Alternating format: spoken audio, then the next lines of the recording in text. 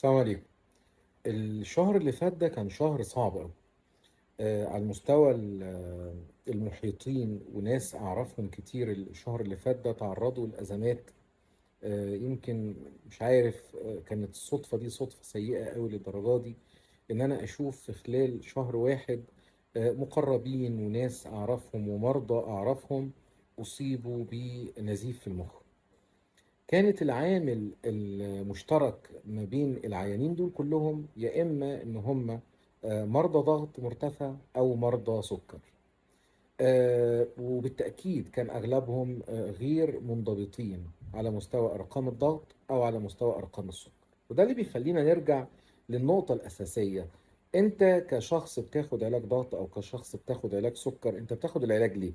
بتاخد العلاج علشان يبقى أنت اسمك بتاخد العلاج، ولا بتاخد علاج عشان تقدر توصل لهدف؟ الهدف ده هو إنك تحافظ على نفسك من المضاعفات بتاعة المشكلتين دول، سواء السكر او الضغط.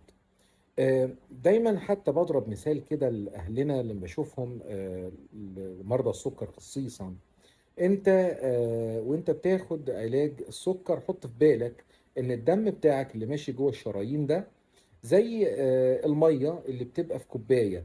لو هي ميه رايقه ما فيهاش سكر زايد بتلاقيها ميه سهله سلسه، بتجري كده ما فيش فيها مشاكل. لكن لما يبقى السكر فيها عالي بتلاقيها لزجه، بتلاقيها تقيله. وده اللي بيحصل في الدم بتاعك لما بيبقى السكر مرتفع.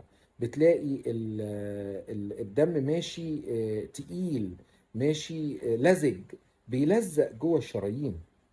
وده بيدي فرصة بقى كمان لو في ضغط كمان مرتفع ان الشرايين دي سواء كانت في المخ او كانت في العين او كانت في القدم او كانت في القلب او كانت في الشرايين التاجية، ان يحصل فيها سواء نزف او جلطات. اذا احنا بناخد علاج السكر مش بس علشان يبقى اسمنا بناخد علاج، انت بتاخد علاج سكر علشان تقي نفسك من مضاعفات الأوعية الدموية. طيب، انا علشان اقدر اوصل لده اعمل ايه؟ خليك دايما لصيق بالارقام. احنا بنقول ان الارقام بتاعتك في الضغط تكون دايما 120 80، ممكن يبقى معاك مساحة انها تزيد من 20 فوق و20 تحت.